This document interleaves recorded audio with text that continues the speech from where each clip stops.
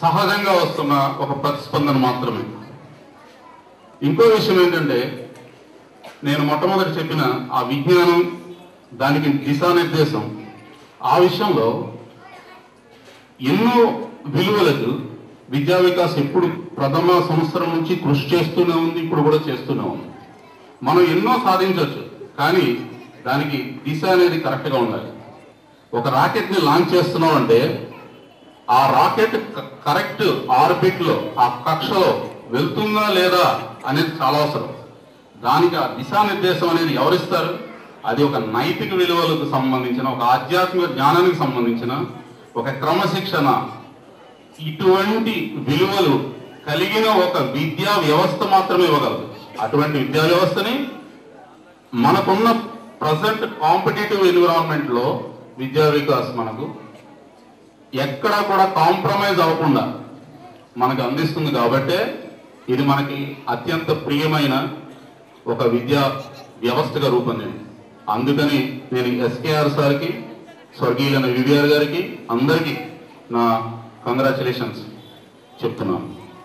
అంతేకాకుండా ఈరోజు మనం ఏది చేసినా, మనం చేసే ప్రతి పని వెనకాల మన గురించి ప్రతి వాడు మంచిగా అనుకోవాలని చెప్పి లోపల మాత్రమే అనుకుని దాని గురించి ఎక్కువగా బాహటంగా వ్యక్తం చేయకుండా లోపల కసి అనేది పెంచుకుంటూ మనం ఏ వ్యవస్థలో ఉన్నా కూడా దాన్ని తీసుకెళ్లాలనే ఒక తపన నా ప్రియ మిత్రులు అందరూ కూడా చేస్తున్నారని భావిస్తూ, నా ప్రస్తుతం మా విద్యా వికాసంలో చదువుకుంటున్న విద్యార్థులందరూ కూడా మీరందరూ విద్యా వికాసంలో చదువుకుంటున్నందుకు గర్వపడాలి. ఎందుకంటే దీనిలో విలువలకు సంబంధించి మెరిట్ని ఎక్కడా కాంప్రమైజ్ అవ్వకుండా రెండింటిని బ్యాలెన్స్ చేస్తూ వాళ్ళు తీసుకెళ్తున్న ఆ వ్యవస్థ చాలా అభినందించాల్సినటువంటి విషయం. అంతేకాకుండా మా తల్లిదండ్రులు నేను ఇంటర్మీడియట్ చదువుకుంటున్నప్పుడు వాళ్ళకున్న పరిస్థితుల్లో విద్యా వికాస్కి నన్ను తీసుకొచ్చినప్పుడు వివిఆర్ గారు కానీ, ఎస్కేఆర్ గారు కానీ వాళ్ళు అందించిన చేయూత కానీ, వాళ్ళు అందించిన ఒక నైతిక తోడ్పాటు కానీ నేను ఎప్పటికీ మరవలేను. అదే విషయం నేను చాలామంది మిత్రుల విషయంలో కూడా చూశాను. ఎవరు వచ్చినా పాజిటివ్గా చెప్తారు. ఆ ఆశావహ దృక్పథం. మనం 150 సంవత్సరాలు 1963 జనవరి 12న స్వామి వివేకానంద జన్మించారు. దాన్ని మనం జాతీయ యువజనోత్సవం కింద చేసుకుంటున్నాం, నేషనల్ యూత్ డే. ఆయన మాటల్లోనే మనం మాట్లాడితే ఏ విషయం జరిగినా దాన్ని ఆశావహ దృక్పథంగా తీసుకుని నైతిక విలువలకి ఎక్కడా కూడా మనం వదలకుండా ముందుకు వెళ్ళగలిగితే, అడుగు ముందేస్తే విజయం మనది. విజయం అంటే వాళ్ళని ఏదో ఒక పరిమాణం కాదు, ఒక క్వాలిటీ. 39 సంవత్సరాలు 1902లో జూలై 4న పర్వదించిన స్వామి వివేకానంద జీవితం మనకు చెప్తుంది ఏంటంటే 39 సంవత్సరాల్లో కొన్ని దశాబ్దాలు, కొన్ని శతాబ్దాలు, ఎన్ని సంవత్సరాలు ఒక మనిషి బతికినా కూడా సంపాదించుకోలేనటువంటి ఖ్యాతిని, మన భారతదేశం యొక్క ఆధ్యాత్మిక విలువలని, సాంస్కృతిక రిచ్నెస్ని ప్రపంచం మొత్తానికి నలుమూల దిశల వ్యాప్తి చెందడానికి ఎంతో ప్యూరిటీతో, ఎంతో సహజత్వంతో ఆయన చెప్పగలిగాడు. కాబట్టే ఈరోజు ఆయన మనకి ఒక ఆదర్శనీయ వ్యక్తి అయ్యారు. అటువంటి వివేకానంద ఒక విషయంలో ఏమని చెప్తారంటే, భగవంతుడా నాకు స్ట్రెంగ్త్ కావాలి అంటే శక్తి కావాలని అడిగితే భగవంతుడు నాకు కొన్ని సమస్యలను ఇచ్చాడు. ఎందుకంటే ఆ సమస్యల్ని పరిష్కరిస్తూ నాలో ఆ శక్తి పెరిగింది. అదే రకంగా భగవంతుడిని నాకు శాంతి కావాలని అడిగినప్పుడు వేరే వ్యక్తులకి ఎట్లా మనం సహాయం చేయాలో ఆ సహాయం చేసే తత్వం నుంచి ఆనందం పొందడం అనే ఒక భావనని నాకు కలిగించాడు. అంటే నేను ఒక రకంగా అర్థం చేసుకుని ఒక రకంగా భగవంతుడిని అడిగితే భగవంతుడు నేను అడిగింది ఏది ఇవ్వలేదు, కానీ భగవంతుడు నాకు అవసరమైనవి అన్నీ ఇచ్చాడు. ఇటువంటి ఒక ఎనాలిసిస్. అంతేకాకుండా నేను ఏదైనా ఒక కోరికను భగవంతుడిని అడిగితే భగవంతుడు కనుక నాకు వెంటనే నా కోరికకి ప్రతిస్పందించి కనుక ఏదైనా ఇస్తే నేనేమని దాన్ని అనలైజ్ చేసుకోవాలంటే నాలో ఉన్న నమ్మకాన్ని భగవంతుడు పెంచాడు. He has increased my faith in life. అదే భగవంతుడిని నేను ఏదన్నా అడిగినప్పుడు ఆయన నాకు వెంటనే ఇవ్వలేదు, కానీ ఇచ్చాడు, కొంత ఆలస్యంగా ఇచ్చాడు. అప్పుడు నేను దాన్ని ఎట్లా అన్వయించుకోవాలంటే, భగవంతుడు నాలో ఉన్న ఓపికని పెంచాడు, patience, he increase my patience. అదే వ్యక్తి భగవంతుడిని ఇంకొక సందర్భంలో అడిగినప్పుడు భగవంతుడు అసలు ఏమీ ప్రతిస్పందించలేదు, ఏమీ ఇవ్వలేదు అంటే కూడా అందులో కూడా ఆశావహ దృక్పథాన్ని తీసుకోమంటాడు. ఎట్లా తీసుకోవాలంటే, భగవంతుడికి తెలుసు, ఎందుకంటే ఆ సందర్భంలో ఏమి ఇవ్వకపోయినా నువ్వు నీ అంతటా నువ్వు చెయ్యగలవు కాబట్టి ఆ చేయగలిగే శక్తిని రూపొందించుకోవడం కోసం నీకేమి ఇవ్వలేదు. ఇటువంటి రకంగా ఏ సందర్భానైనా ఆశావహ దృక్పథంతో తీసుకుని, knowledge is life, ignorance is death. జ్ఞానం అనేదే మన ప్రపంచం. జ్ఞానం లేకుండా అజ్ఞానంగా ఉంటే అదే మనకి నాశనం చేస్తుందని చెప్తూ, బ్రేవిటీ అంటే వెపన్స్ లో కాదు, ఆయుధాల్లో కాదు, ఒక ప్యూరిటీ లోపల నుంచి ఉన్న ప్యూరిటీ నుంచి రావాలి. అందుకనే ఆయన, నేను ఎందుకు ఈ విషయాలు చెప్తున్నానంటే, విద్యా వికాసంలో ఉన్న వి, నా అనుభవం బట్టి నేను చెప్పదలుచుకుంది ఏంటంటే, V stands for value system, and then I stands for integrity, then D stands for discipline, devotion, and then comes for Y. Y stands for human service. Without that there is no value for any education. Then A stands for action, a right action, and then comes another Vikas, that V for within the Vikas, that V stands for vision. Then similarly all other particular sentences in that particular Vikas all will give finally a satisfaction. That is the ending letter, that S for satisfaction, and also with right attitude, and K stands for the knowledge. So in this way you have to analyze, this is the educational system which doesn't compromise at the value system, but again makes you to compete with anybody else best in the, maybe in the outside world. So friends, now I would like to speak in English, and I will be concluding because this is a request from my Guruji. I would like to thank our beloved SKR sir and all my teachers who have taught me and who have been teaching here in Vidya Vikas, and not only the only just the materialistic science but also the value system. And I am highly grateful to Vidya Vikas for identifying me as one of the person who will be receiving this particular felicitation. Sir, with what I want to say, like with modesty, I admit that I will try to be a responsible citizen and a good human being wherever the field I am. ఇప్పుడు తరువాత సన్మాన గ్రహీత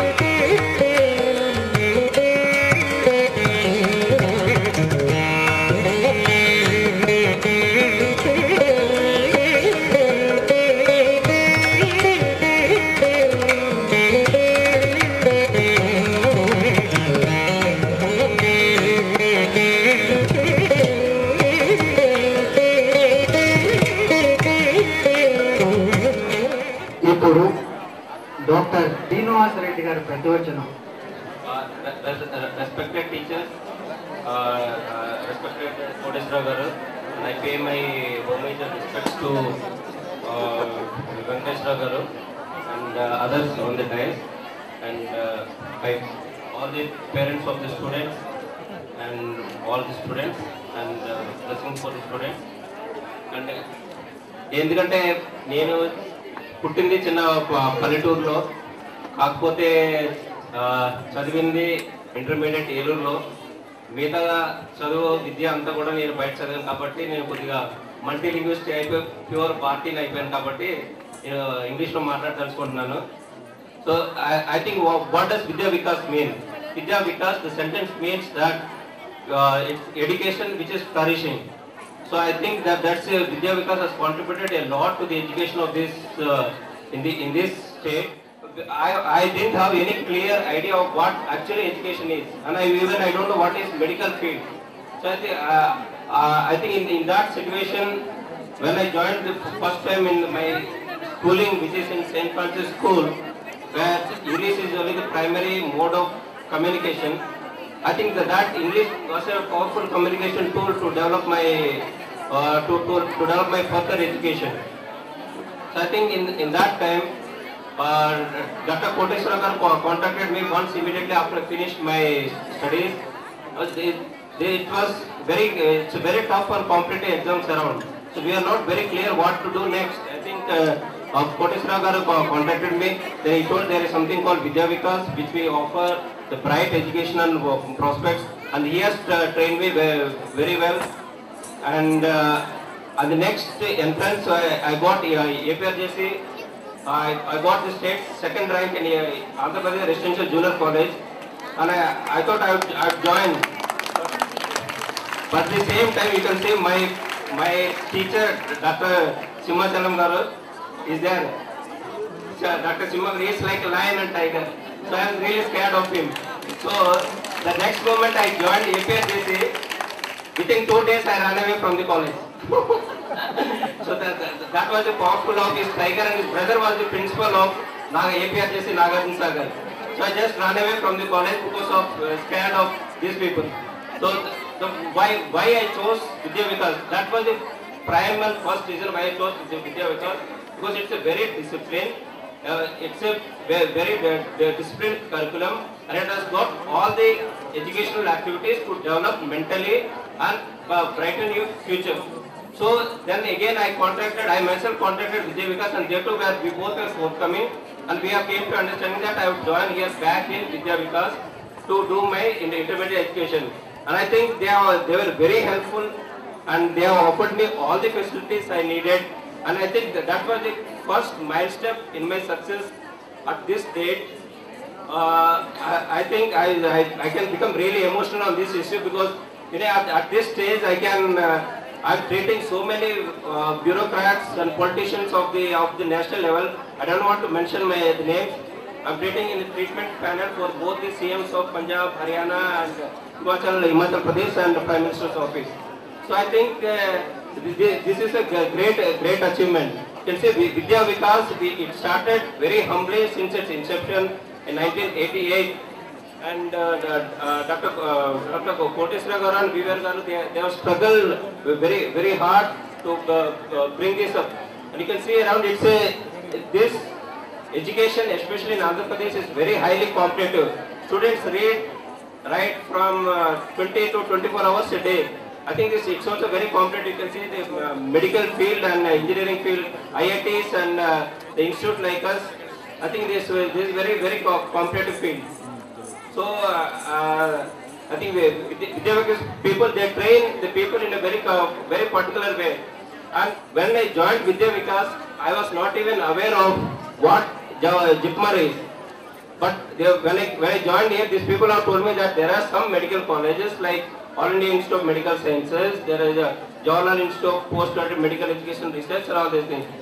Then they have trained me in such a way that I got immediately after I cleared my intermediate, I got the top rank in JIPMER and secured the first place in JIPMER, and that was a very prestigious thing.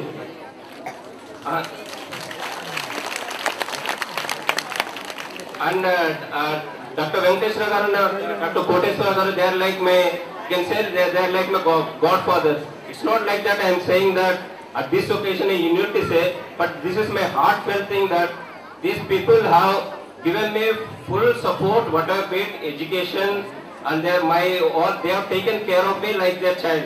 I think because I was really happy with them. I think Vidya Vikas is a very good institution where I think parents should opt the first institute in Andhra to bring education for their child. So I think from this, after JIPMER, I wrote my first entrance in Postgraduate Institute of Medical Sciences. It's one of the biggest and the central government hospital in northern part of India. secured again the first rank there, and the DM cardiology again I secured the first rank, or everything in the first attempt. So I was really, and the places like northern part of India for an Android to be one of the most famous doctors is quite difficult. But seeing me at such an young age, they are very happy to looking that. And recently I have been chosen to head, I have become the head of the department, chairman of interventional cardiology at a private hospital which was chosen by the Home Ministry. But given me the option and they have granted me 25 crores of rupees to run the separate cardiac center. And along with that, even after my education, I felt that Vidya Vikas is an institution where it's really worth studying in. Then I brought in my brother, younger brother also studied here in Vidya Vikas, and he also secured one of the good ranks, and is now in the revenue intelligence in Mumbai and Goa. So I think the Vidya Vikas is doing a very good job, and they really has to be congratulated on this occasion. And I hope all the students, I think all students are God gifted. It's not that like only one person can do. All students are God gifted. Only the hard work needs to be put in, added with the intelligence. I think all the students who are in Vidya Vikas are fortunate enough to be working and being taught under this able guidance of the some of the best teachers available in Andhra Pradesh. So I think I should not talk much because doctors are always very specific. We have already less time to speak and even speak also. So I once again congratulate all my teachers, my directors, and I am happy and honored to be here at this occasion and delivering your speech. Thank you very much.